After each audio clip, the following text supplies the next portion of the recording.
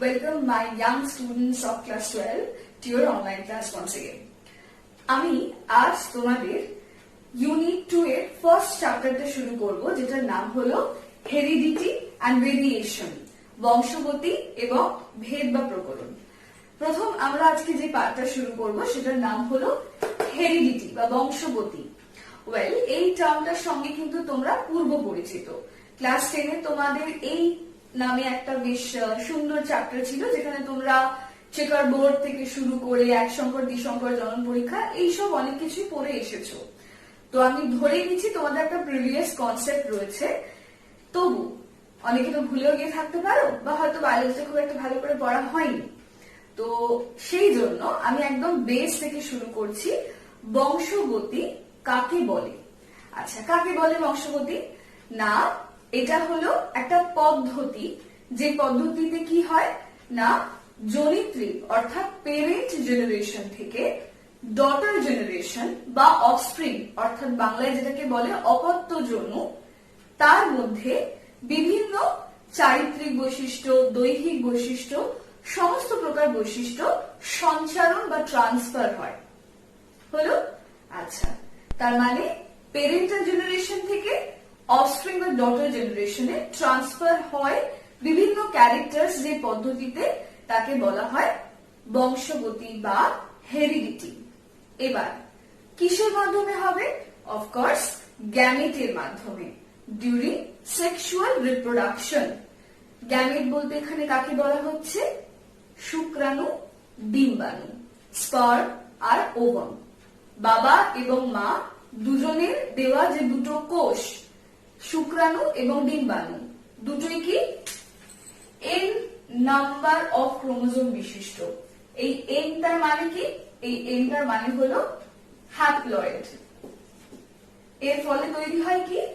একটা 2n সংখ্যক বিশিষ্ট, 2n সংখ্যক ক্রোমোজোম সংখ্যা বিশিষ্ট একটা কোষ, যেটাকে বলা হবে ডিপ্লয়েড, অর্থাৎ তুমি বা আমি, যেটা আমরা হলাম ডিপ্লয়েড। আচ্ছা, তোমরা দেখতেই পাচ্ছ আমি বোর্ডে দুটো ক্রোমোজোম এঁকে রেখেছি এবং কতগুলো টার্মিনোলজি এখানে লিখে রেখেছি। প্রত্যেকটা 1 by 1 আমি এক্সপ্লেন করব। তার আগে একটু আসা যাক, এই হেরিডিটি এই কথাটার আমরা পড়তে হঠাৎ করে শুরু করলাম কেন? কারণ আমাদের একটা বায়োলজিরই একটা সাবজেক্ট, পরবর্তীকালে তোমরা এইচএস এর পর যে সাবজেক্ট নিয়ে এগো না কেন, বিভিন্ন রকম হয় আলাদা আলাদা সাবজেক্ট। তার মধ্যে একটা সাবজেক্ট হয় যেটার নাম হলো জেনেটিক্স, বা যেটাকে বলে জিন তত্ত্ববিদ্যা। সেইটার সম্পর্কে জানতে গেলে কিন্তু এই চ্যাপ্টারের এই টার্মিনোলজি গুলোর সঙ্গে একদম বেসিকটা, ভীষণই বেসিক, খুব ভালো একটা কনসেপ্ট ডেভেলপ করা খুব দরকার। ভিত যদি না ভালো মতো তৈরি হয় তাহলে কিন্তু বড় বাড়ি উঠবে না। সেজন্য আগে আমরা একটু এগুলো জেনে নিই। আচ্ছা দেখো, এটা আমি এঁকেছি কি দুটো ক্রোমোজোম। তোমরা জানো দুটো দুটো কালারের কেন এঁকেছি, প্রশ্ন আবার এটা হবে। তার আগে দেখো আমি এখানে কি করলাম, এন এন একটা স্পার্মটাকে তোমরা জানো এইরকম চিহ্ন দিয়ে বোঝানো হয়, একটা অ্যারো।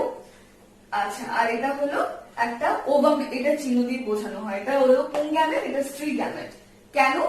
এই অ্যারোটা মানেটা কি? এই অ্যারোটার মানে হলো আগেকার দিনে যোদ্ধা যারা হতেন, অফকোর্স মেল হতেন, এবং তারা অ্যারো মানে তীর ইউজ করতেন। তো তীর সিম্বলাইজেস আ ম্যান, সেই জন্য এইটা এরা তীর চিহ্ন দিয়ে বোঝানো হয় পুং গ্যামেট বা স্পার্ম কে বোঝাতে। এটা হলো পুরুষের চিহ্ন, মেল। আর এইটা খেয়াল করে দেখা, একটা গোল এবং তারপর এরকম একটা, জাস্ট লাইক আ মিরর। আগেকার দিনে মেয়েরা এরকম হাতল দেওয়া আয়না ইউজ করতো। তাহলে দিস সিম্বলাইজেস আ ফিমেল, সেজন্য স্ত্রী গ্যামেট কে বোঝানো হয় এই চিহ্নটা দিয়ে। হলো? তাহলে উভয়ের মিলনে তৈরি হলো কে? দুটো হ্যাপ্লয়েড সংখ্যা বিশিষ্ট কোষের মিলনে, সেলের ফিউশনের ফলে তৈরি হলো একটা diploid sell, which is 2n, যেটা আমরা মানুষ প্রজাতির যারা সমস্ত, মানে আমরা হিউম্যানস যারা, তারা প্রত্যেকে হলাম আমরা ডিপ্লয়েড 2n। তাহলে বুঝতে পারলে 2n কেন হয়? এবার একটু বুঝলাম, এই 2n is equal to, মনে করে দেখো তোমরা বরাবর লিখে এসেছো 2n is equal to 46, মানে আমাদের হিউম্যান বডিতে নাকি টোটাল 46 খানা ক্রোমোজোম রয়েছে। তারও যদি একটা ছোট্ট ডিভিশন করা যায় তাহলে ব্যাপারটা দাঁড়ায় 44 প্লাস 2, এই 44টা হলো অটোজোম বা দেহ ক্রোমোজোম, আর এই দুটো হলো সেক্স ক্রোমোজোম, তাই তো? আমি সেক্স ক্রোমোজোমের সি আর এইচ ডট লিখলাম। সেটার আবার দুটো টাইপ, একটা XX which is for female আর একটা XY which is for male, right? তাহলে ডিভিশনটা আশা করি তোমাদের মনে আছে। এবার আসি এই ডিপ্লয়েড ব্যাপারটাতে। এই সেট দুটো অ্যাকচুয়ালি কিভাবে হয় জানো? আবার মুছি আমি অংশটা, কেমন? এই সেট দুটো হয়, এই 2n দুটো, ধরো বাবা দিলেন একটা n নাম্বার অফ সেট, তাহলে 2n ইজ ইকুয়াল টু যদি n হয়, n ইজ ইকুয়াল টু কত হবে? 23। এই 23 টা কি করে থাকে একটু দেখো। ধরো বাবা দিয়েছেন 23 নাম্বার অফ 23 খানা ক্রোমোজোম, 1 2 3 4, এইভাবে ধরো 1 2 3 4 5 6 7 8 9 10 11 12, এখান থেকে 20 21 22 23। এইটা একটা গোটা n, একটা মিনিট, এটা একটা গোটা n সেট বোঝালাম আমি, n সেট। এটা একটা বাবা দিয়েছেন, হলো। আরেকটা যেটা মা দেবেন, আবার ধরো 1 2 3 4 5 6 7 8 9 10 11 12 করতে করতে 20 21 22 23। আমি ডট দিলাম মানে মাঝে ক্রোমোজোম গুলো আঁকার আমার জায়গা নেই, তো এটা একটা সেট হলো, এটা আরেকটা সেট হলো, তাহলে এটা আরেকটা n। এইভাবে এই 2n টা সৃষ্টি হয়। এবার দেখো, তাহলে আমি যে কোনো একটা সেটকে যদি তুলে নিই, ধরো এইটাকে তুলে নিলাম অথবা এইটাকে সিলেক্ট করে নিলাম, তাহলে এইটাকে দেখতে হবে এই রকম, এই পাশাপাশি দুটো ক্রোমোজোম যখন থাকে অ্যাজ এ সেট, মানে তুমি যখন কানের দুল পরো এদিকে একটা এদিকে একটা, এরকমই ক্রোমোজোম এদিকে একটা এদিকে একটা, দুটো পাশাপাশি যখন থাকে একটা জোড়ার মধ্যে দুটো, একটা সেটে দুটো জোড়া, মানে দুটো জোড়া সরি, একটা সেটে একটা জোড়া, দুটো ক্রোমোজোম, তখন এই দুটোকে বলা হয় হোমোলোগাস ক্রোমোজোম। তার মানে এইটা হলো হোমোলোগাস ক্রোমোজোম। মনে করে নাও এটা ক্রোমোজোম নাম্বার 20, তাহলে 20 মানে পেয়ার 20, 20 নাম্বার ক্রোমোজোম মানে দুখানা ক্রোমোজোম বোঝাচ্ছে, বা হয়তো বললাম 12 জোড়া, মানে ক্রোমোজোম নাম্বার 12, তার মানে দুটো ক্রোমোজোম বোঝাচ্ছে। ক্রোমোজোম অলওয়েজ সেটে থাকে, এটা একটা এটা একটা, তাই পাশাপাশি থাকে বলে এদেরকে বলা হয় হোমো মানে সেম, লোগাস কথার অর্থ লোকেশন বা জায়গা, হোমোলোগাস ক্রোমোজোম। বুঝতে পেরেছো? এবার আবার এই অংশটা এবার আমি মুছে দিচ্ছি। আশা করি বুঝতে পেরেছো। যদি কোনো রকম সমস্যা হয়ে থাকে আমাকে কিন্তু, যেরকম আমি বলি, বাই এনি ওয়ায়া জিজ্ঞেস করতে পারো, অথবা কমেন্ট সেকশন তো খোলাই রয়েছে, কমেন্ট সেকশনে অবশ্যই জিজ্ঞেস করো। এবার প্রত্যেকটা টার্ম আমি তোমাদের এক্সপ্লেন করবো, একটা করে শুনে যাও। হোমোলোগাস ক্রোমোজোম আশা করি বুঝতে পেরেছো, পাশাপাশি দুখানা সেট রয়েছে যখন, তাকে বলা হচ্ছে দুটো হোমোলোগাস এরকম ক্রোমোজোম। দুটো ডিফারেন্ট কালারে কেন এঁকেছি? কারণ দুটো আলাদা। এবার জিন কাকে বলে? লেখাটা একটু উঠে গেছে। জিন কাকে বলে? প্রত্যেকটা টার্ম বইতে দেখবে এবং খাতাতে নোট ডাউন করতে থাকবে। জিন, ধরো এই ক্রোমোজোমের এই জায়গাটাতে লোকেশনে একটা জিন আছে, এই ক্রোমোজোমের এই লোকেশনে একদম সেম জায়গায় আরেকটা জিন রয়েছে। জিন মানে কি? যেটা বৈশিষ্ট্যটা বহন করবে, তাহলে জিন কাকে বলে? হলো। নেক্সট, জিনের বাড়ি কোথায়? জিন যে জায়গাটায় থাকে তাকে বলা হয় লোকাস। সুতরাং জিন ক্রোমোজোমে যে জায়গায় অবস্থান করে, এক্স্যাক্টলি বলতে গেলে সোজা বাংলায় জিনের বাড়ি হলো লোকাসে। এই টার্মটাই আমি কিন্তু তোমাদের ইউজ করতে বলবো। নেক্সট, জিনোম কাকে বলে? কোন একটা ডিপ্লয়েড, ধরো একটা কোন অর্গানিজমের কথা বলছি, ধরো মানুষের, একটা মানুষের দেহে টোটাল যতটা পরিমাণ জিন থাকে সেটাকে একত্রে বলা হয় তার জিনোম। হলো। নেক্সট, ডমিনেন্ট আর রিসেসিভ দুটো টার্ম আমি ইউজ করেছি, যেটা বাংলাটা হলো প্রকট এবং প্রচ্ছন্ন। কিরকম? একটা উদাহরণ দিই তাহলে বুঝতে পারবে। তোমরা জানো এই যে জিনগুলোর কথা বলছি, এই জিনগুলোর প্রত্যেকটা এক একটা কিছু তো ফিচার্স থাকবে, মানে বারবার বৈশিষ্ট্য কথাটা বলছি। ধরো এখানে যে জিনটা অবস্থিত সেই জিনটা ধরো কোনো একটা মানুষটার উচ্চতা বা হাইট ডিসাইড করছে, হাইট, HEIT, হাইট, উচ্চতা হলো কোনটা, বা হয়তো ধরো এই জায়গাটা অবস্থিত, সেটা আবার মানুষটার হেয়ার কালার ডিসাইড করছে। হেয়ার কালার লিখলাম, মানে কারোর কালো হতে পারে, কারোর ব্রাউনিশ হতে পারে, বা হেয়ার কালারকে কারো ভালো করে বললে হয় আই কালার।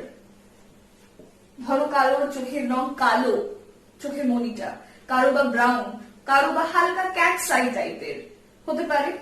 তাহলে এই যে আলাদা আলাদা বৈশিষ্ট্যগুলো বহন করছে, এগুলোকে বলা হয় এক একটা অ্যালিল। হলো? এবার ধরো এইটা একটা, দুটো তো আলাদা আলাদা ক্রোমোসোম। এইটার যে বৈশিষ্ট্যটা, সেটা ধরো মনে করছি উচ্চতা দিয়ে যদি বোঝাই, এটা হলো ক্যাপিটাল টি। হ্যাঁ, আর এখানে হাইটটা এর সমান নয়, এর উল্টো বৈশিষ্ট্যটা, মানে দুটোই হাইট, কিন্তু এটা যদি লম্বা বৈশিষ্ট্য প্রকাশ করে, এটা প্রকাশ করছে বেটে বৈশিষ্ট্যটা, দ্যাট ইজ স্মল টি। তার মানে একটা ক্যাপিটাল টি হচ্ছে আর একটা স্মল টি হচ্ছে। তাহলে তোমরা জানো এই দুটো তো আলাদা আলাদা অ্যালিল, কোনটা প্রকট হবে? যেটার উচ্চতাটা লম্বা। তাহলে এই লম্বাটাকে বলবো আমি হাইটের জন্য, উচ্চতার জন্য ডমিনেন্ট বা প্রকট বৈশিষ্ট্য। বুঝতে পারলাম? আর স্মল টিটা প্রকাশ পাচ্ছে না, মানে ও উপস্থিত আছে একটা সংকর লম্বা মানুষের ক্ষেত্রে, যদি তার ক্যাপিটাল টি স্মল টি, এটা তার উচ্চতার জন্য দায়ী জিনোটাইপটা হয়। জিনোটাইপ মানে যেটা জিন এর বৈশিষ্ট্যকে প্রকাশ করে। তাহলে তার মধ্যে আমি ক্যাপিটাল টি স্মল টি যারা রয়েছে, তাকে কিন্তু বেটে বলি না, তাকে আমরা লম্বা বলি। সংকর লম্বা না প্রকৃত লম্বা ওসব পরে যাবো, আগে বলবো শুধুমাত্র লম্বা। তাহলে যেহেতু আমি তাকে সংকর লম্বা বা অন্য কিছু বলার আগে শুধুই লম্বা বলছি, সুতরাং আমাকে ধরে নিতে হবে ক্যাপিটাল টিটা এক্ষেত্রে প্রকট বা ডমিনেন্ট, আর স্মল টিটা এক্ষেত্রে রিসেসিভ বা প্রচ্ছন্ন, অর্থাৎ ও উপস্থিত থেকেও নিজেকে প্রকাশ বা জাহির করতে পারছে না। হয়তো দুটো বন্ধু একসাথে পাশাপাশি সর্বক্ষণ থাকে, কিন্তু একজন সবসময় নিজের কথাটা যে কোনো ভাবে ফলায়, আর একজনেরটা শোনে না বা আরেকজনেরটা শুনতে চায় না। তাহলে সেক্ষেত্রে আমি বলবো একজন হলো প্রকট, অপরজন হলো প্রচ্ছন্ন বা রিসেসিভ। একজন ডমিনেন্ট আর একজন রিসেসিভ, মানে ও থেকেও যেন ওর কথা কেউ শুনছে না থাকার মতো এমনি করে গুটি সুটি মেরে থাকে। হলো? নেক্সট, হোমোজাইগাস আর হেটেরোজাইগাস, এই দুটো টার্ম বললে আজকে পড়াটা মানে মোটামুটি কমপ্লিট হবে। হোমোজাইগাস মানেটা কি? হোমোজাইগাস মানে ধরো দুটো যদি, এই যে দুটো অ্যালিল একই রকমের হতো, মানে এটাও ক্যাপিটাল টি আবার এটাও ক্যাপিটাল টি, উচ্চতার জন্য দায়ী যে দুটো অ্যালিলের কথা আমি বলছি, তাহলে দুটোই যদি ক্যাপিটাল টি হতো, তাহলে আমরা সেটাকে বলতাম প্রকৃত লম্বা, বা যেটাকে বলে পিওর টল, তাহলে সেটাকে বলতাম আমি হোমোজাইগাস। হোমো কথার অর্থ সেম। আর এটাই যদি অপোজিটটা হতো, একটা ক্যাপিটাল টি আর একটা স্মল টি, মানে যেটা এর আগের ঘটনাটা দেখালাম, তাহলে সেটাকে আমি বলতাম ক্যাপিটাল টি স্মল টি, মানে সেটা হলো হেটেরোজাইগাস। হেটেরো কথার অর্থ ডিফারেন্ট বা আলাদা, তাহলে এখানে দুটো আলাদা অ্যালিল প্রকাশ পাচ্ছে বলে এটাকে আমি বলতাম হেটেরোজাইগাস। আর কি বলি? আর দুটো টার্ম, একটা হলো ফিনোটাইপ আর একটা জিনোটাইপ। ফিনোটাইপ মানে যেটা বাহ্যিক বৈশিষ্ট্য প্রকাশ করে, জিনোটাইপ মানে যেটা কিনা জিনগত বৈশিষ্ট্যগুলোকে প্রকাশ করে। আচ্ছা, এখান থেকে এই সমস্ত যে টার্মস গুলো বললাম প্রত্যেকটা রেডি করবে। আচ্ছা, আর কিছু বলার আছে? প্রকটতা তো বললাম, প্রকট প্রচ্ছন্ন বললাম, প্রত্যেকটা টার্মিনোলজি ভালো করে রেডি করো। জিনোটাইপ আর ফিনোটাইপের বৈশিষ্ট্য খুব ভালো করে রেডি করো। তাহলে আজকে একটা খুব বেসিক আমি ক্লাস নিলাম। নেক্সট ক্লাসে আমি তোমাদের এই অংশটার বাকি ডিটেলিংটায় যাব। তাহলে আজ এখানে শেষ করছি। আশা করি বুঝতে পেরেছো। যদি কোনো সমস্যা থেকে থাকে তাহলে তোমাদের কমেন্ট বক্স তো খোলা রয়েছে, আমায় প্রশ্ন করো। আমি যতটা দ্রুত সম্ভব চেষ্টা করব তোমাদের যতটা আমার পক্ষে সম্ভব আনসার দেবার। তাহলে এখানে শেষ করছি। দেখা হচ্ছে পরের ক্লাসে। Thank you class.